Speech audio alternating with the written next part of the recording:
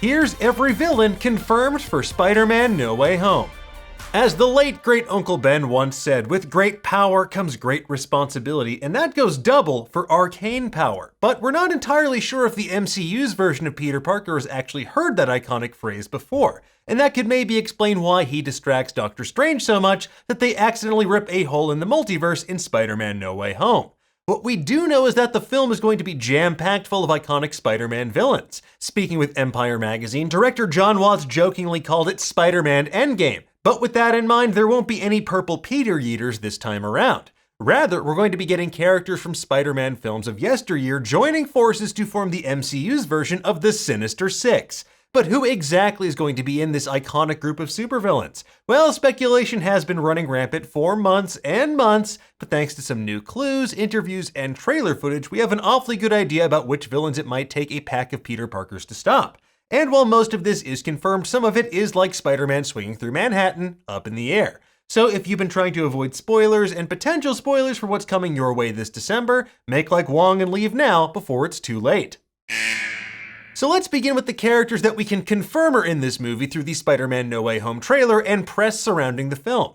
So first and foremost, we have Dr. Octopus. Hello, Peter. While Alfred Molina spilled the beans previously that he would be reprising his Spider-Man 2 role, hearing those two words sent a chill down our spine and put a smile on our face because Otto Octavius is back. Next up, you don't need to be something of a scientist yourself to figure out what the presence of a sinister laugh and a pumpkin bomb rolling onto the freeway means for Peter Parker. The Green Goblin will also be gliding his way into the Marvel Cinematic Universe, presumably played by Willem Dafoe, to create yet another narrative connection to the Raimiverse. And that's bad news for Peter, but even worse news if this version of Aunt May makes Thanksgiving dinner as well. Norman? Moving on, we come to Electro, a character with one of the silliest masks in comics who somehow looked even sillier in Amazing Spider-Man 2. But once again, Max Dillon will be played by Jamie Foxx, who, similar to Alfred Molina, didn't notice Marvel's spoiler snipers and posted a revealing image on Instagram, teasing that he would be fighting not one, not two, but 3 Spider-Mans, or Spiders-Man, or whatever you want to call it, Spider-Man. While Electro didn't physically appear in the No Way Home trailer, we did see some suspicious lightning, and he's been alluded to very openly on both recent Spider-Man No Way Home covers for Empire magazine. And speaking of those Empire covers, that brings us to our next character returning from the Raimiverse, Sandman, as first played by Thomas Hayden Church in Spider-Man 3. Now, during a shot of what appears to be Electro attacking Peter in his new black and gold costume, we see what appears to be Sandman as well. More revealing, though, is this illustration of a sandy fist emerging from a mysterious puddle on this trippy Empire magazine cover. So while we have yet to see Sandman's face in No Way Home, I would argue that he's essentially confirmed to return. Now, with that said, we're moving into the realm of pure speculation as we try to suss out the final 2 members of the Sinister Six. While we originally thought we could confirm 5 of the characters in the Sinister Six based on the No Way Home trailer, we're not so sure in the wake of recent news. In the Spider-Man No Way Home trailer, we see a portal open behind Peter in what appears to be the Sanctum Sanctorum's magical murder basement.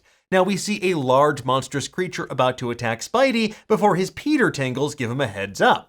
Our first instinct is that this is the Lizard, Kurt Connors, as played by Reese Fonds in Amazing Spider-Man. And this makes sense when you think about it because if they're pulling in multiple characters from the Tobey Maguire starring Spider-Man films, they would also do the same for the Andrew Garfield films too. But then a little film called Venom, There Be Carnage came out and flipped everything on its head. Now, spoilers for Venom 2 if you haven't seen it yet, and I do mean big spoilers, but the post-credit scene of that film saw Eddie Brock and his surly symbiote being transported from Sony's Spider-Man universe into the Marvel Cinematic Universe, and it looked like that happened as a direct result of Doctor Strange's spell gone awry, and also Venom immediately developed a fixation on Spider-Man as well. Now, if you look back at the footage in the trailer, it's reasonable to assume that this massive hulking figure swiping at Spidey could actually be Venom going rogue, rather than Lizard lashing out at his former pupil from another universe. Now, as for that 6th member of the Sinister Six, another candidate that we theorized about previously is also seemingly teased by this new Empire cover, Mysterio. By all accounts, Quentin Beck died by his own hand during his battle with Spider-Man in London in Spider-Man Far From Home. And that doctored footage of that fight making it look like Spider-Man killed Quentin, coupled with revealing Peter Parker's true identity to the press, that's the inciting incident for this entire film.